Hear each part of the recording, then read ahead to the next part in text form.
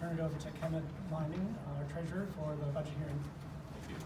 I didn't make enough hard copies for everyone that's here, so hopefully you either got a chance to pick one up over there or you're close enough that you can see the projection here. This is the tax budget that we're reviewing tonight. A tax budget is a document that is mainly used to set the bond retirement millage to retire our principal and interest on our debt for the bond issue when we built the middle school in 2006 and renovated 3 of the other 4 buildings. So from that bond issue, the county auditor and the budget commission determines what millage needs to be charged against our property valuation to retire that debt. So that's one of the main purposes of this tax budget. The other one is just kind of to review what the plan is for the year. A tax budget can be amended at any time, it's not set in stone.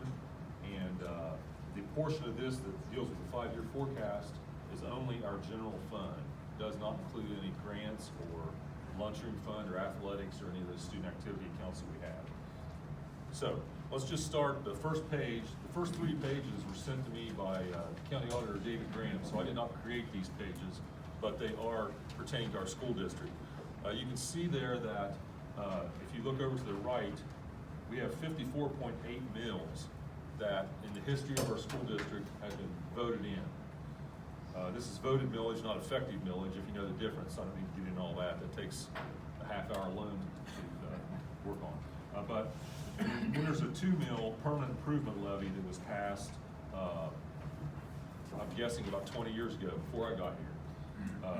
If you look on the left column, you can see the total amount of money that the county auditor predicts we will bring in from the general fund millage we passed over the years and the 2 mil PI levy that was passed, like I say, about 20 years ago.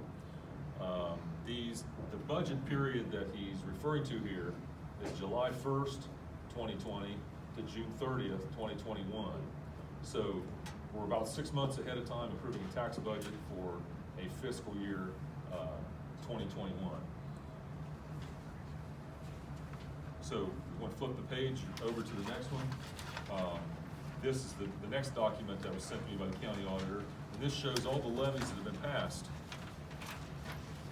right there over the years. It has the millage, and then off to the right column, how much the auditor estimates each levy will bring in this year. The dates on these, if you're trying to figure out the exact date these levies were passed, it's kind of confusing because some of the dates that they've listed are the date that the levy actually passed. Some others are a date that we might have replaced an old levy. So maybe there was a levy passed in the 70s, and in 1999 we replaced it to today's property values. Then the date on there would be 1999. Or there's some that we renewed over the years, back when we had temporary levies, not continuing levies. So you might see some dates that are the same year, 1 year apart. We did not pass 2 tax millages in the same year. One of them is probably a renewal or something like that. Let's see, any question about any of that? Again, this shows the millage that was passed and how much the auditor estimates that we will bring in from those. The following page, this is an old page, an outdated page they send to us that the only information on this entire page is what our property tax valuation is for our school district. So they have everything on there, and just if you go up a little bit that way, right there, that number, $622,790,000 is the estimate from Greene County Auditor for what our property value, all the properties in the school district are valued for tax purposes. And if any of the board has any questions, let me know as we go along through this. The next page is the start of the 5-year forecast. This is going to be really hard to see if you don't have a hand carry because the numbers are small. Again, this is a form that has to be filed to the state with the state auditor twice a year, and it's general fund only. Each column is a fiscal year. The 3 on the left are history, and the 5 on the right are the forecast itself. So the main row that, we've all, as a board, and probably a lot of you in the audience have seen this before. So let me just say that the row that's important is 7.02, That's the cash balance. I can't see that on there. There we go. Go down to 7.02, about right there. That's the cash balance in our general fund for the June 30th of the year that's listed. So we have, the first column is 2017 and 18 and 19, and then as we go into the future for the actual forecast years, what we predict the balance will be June 30th for each one of those years, 2020 through 2024. The problem, of course, for our district is that the last 3 years go into the red, and those are minuses. There you go, the last three. Fiscal year 2022 shows minus $1,893,626. Because that year is in the red, the Ohio Department of Education has notified us that we could be put into fiscal caution, which is the first step. There's a fiscal caution, fiscal watch, fiscal emergency. It just increases as we go along their oversight and their participation in what they recommend that we do, and in fiscal emergency they get to the point where a lot of the items they are more demanding than we do, I guess. I've never been in that, so I can't tell you a whole lot about that. But the letter stated that we will need to get them some information on what our plan is at some point here in the future. Let's see. I just wanted to say that there are a lot of individual numbers on this document that we could talk all night about. I don't know what kind of detail you want to get into. Basically, if you get a chance to review this, our state money is not literally frozen, but it has a very small, it's projected to have a very small increase, and our expenditures are increasing by more than our revenues. It doesn't take a financial genius to realize that that's not a good thing. We've already begun making cutbacks, and there's a levy on the ballot in March to try to alleviate the situation. Any questions about that forecast? We've already reviewed this before numerous times, and it's already been filed. Yeah, can I just, yes. you know, because at one point we were in the red in 2021, but we made $2.3 million, over $2.3 million in cuts from 2018, 2019. Again, just to review some of those, just to kind of keep that fresh in people's thoughts here. So 2018, we cut about $500,000. 4 teachers, part-time mechanic, reduced budgets in our building and technology, eliminated all-day, everyday kindergarten scholarships, and then folks went to part-time and the payroll clerk and the manager of business, so to get to that $500 grand. Then after the levy not passing in May, we made phase 1 reductions, which were about $813,000, which involved 2 teachers, 2 tech aides, technology aides, BSS Digital Academy, custodian, a couple part-time cafeteria aides, bus drivers, and again, reduced budgets in building, technology, and then athletics, and also postponed the purchase of buses. So that's about $813,000, and then continued looking for ways to reduce costs in 2019, another $168,000, 2 more teachers, and a decrease in insurance benefits with an agreement with the union. And then the planned reductions that are $1 million for next school year, 2021. Another MOU with both the teachers, the certified and the classified, 0% pay freeze, no steps, no increase in their salaries. That's for teachers, any certified staff, administrators, support staff, and classified. And then also are going to eliminate at least 3 to 5 certified positions through attrition, and that's for next school year. So if you add all those up, it's at least 2.3, probably closer to $2.5 million. But with those reductions, that got us down to negative $1.8 million in 21-22 school year. Just to kind of review those. Is it okay if I ask the I'm going to do that. some of the details about millage and that kind of thing, if you're the type of person that really wants to dig into all that and learn, the best way to do that is to speak to the county auditor. He's really good at giving information on that in an understandable form, and it's difficult, for us to answer all your questions about that kind of thing. The following pages after that are all the notes or the assumptions that I've had to make in order to arrive at the figures on that forecast. Because since we're forecasting 5 years into the future, I've always said, no way it's going to be precisely accurate. You can do the best you can. And so you have to make assumptions on a lot of different things, that items are going to increase by a certain percentage or stay the same or whatever. You list all those assumptions in these notes, and then the reader of the forecast document can get an idea for what I use to arrive at those numbers. So anybody could agree or disagree with my assumptions.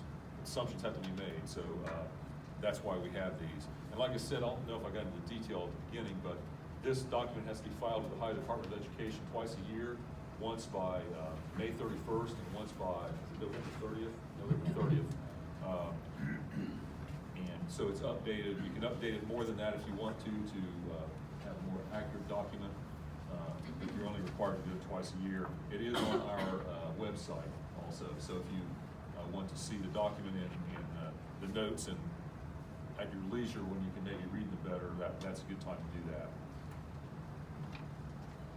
So if we go on to the next a couple pages, advance there till you get to the one that says bond retirement 002 at the top. Keep going. There. That's the next actual page of the tax budget. This is the one that the county auditor pays the most attention to in order to set the bond rate. It's where we estimate what our balance is going to be in that bond retirement fund to pay principal and interest on our debt on the building. It's what we estimate to bring in, and what we know we have to pay in principal and interest. We have an estimate for a lot of people don't realize this, but the county auditor and county treasurer charge us auditor and treasurer fees for collecting delinquent taxes.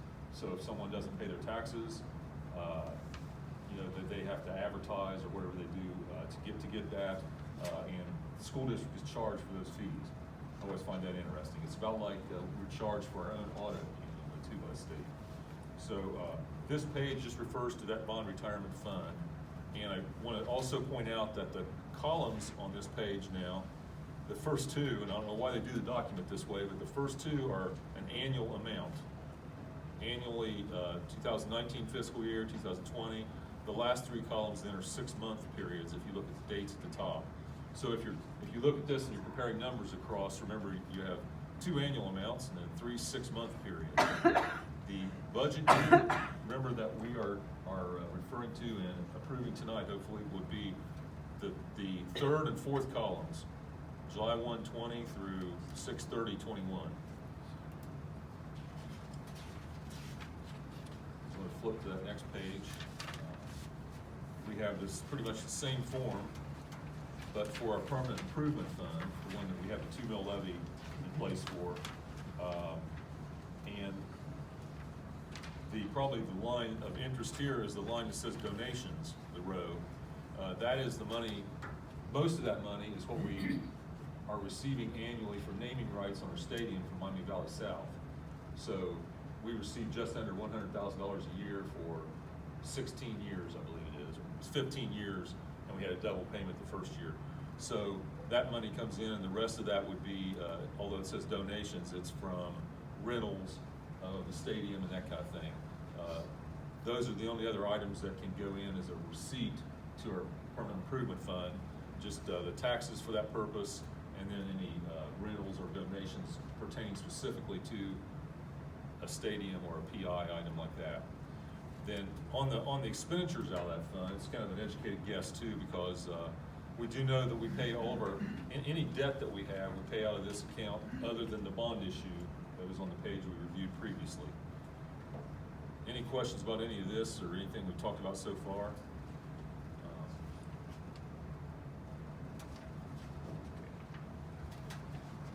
Flip on to that next page.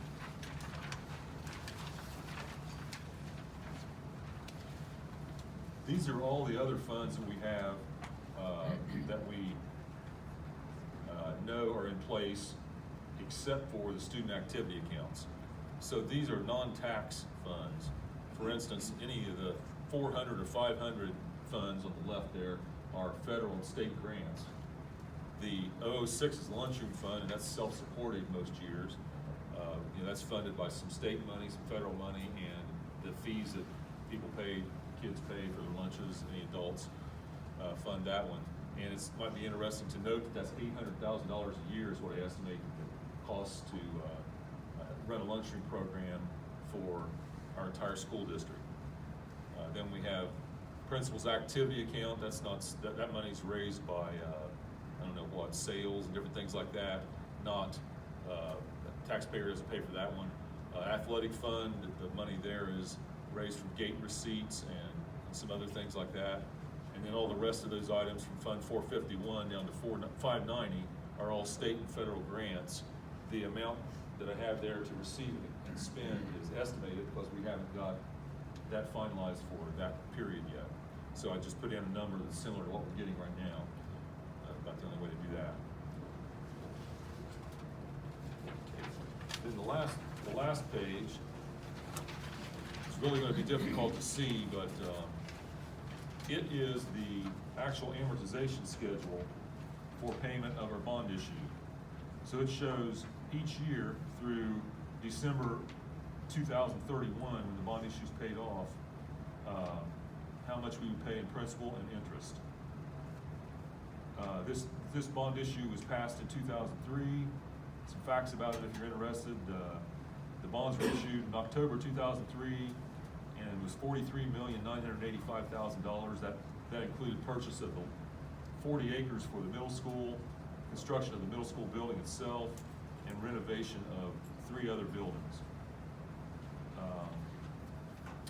And so at the bottom line, on that debt, that bond retirement debt, is $27,145,000 still outstanding on principal for that. Any questions about the tax budget? That's the entire document I have to view at this point. This would be approved at the regular board meeting that we have after this budget hearing, and then I have to file it with the county auditor's office. And like I said, it can be amended at any time, so it's not it's just mainly the treasurer's estimate of what, with the knowledge we have at this point, what might happen. All right, thank you very much. All right, we have 12 minutes before our regular meeting will begin, so we'll be back, I guess.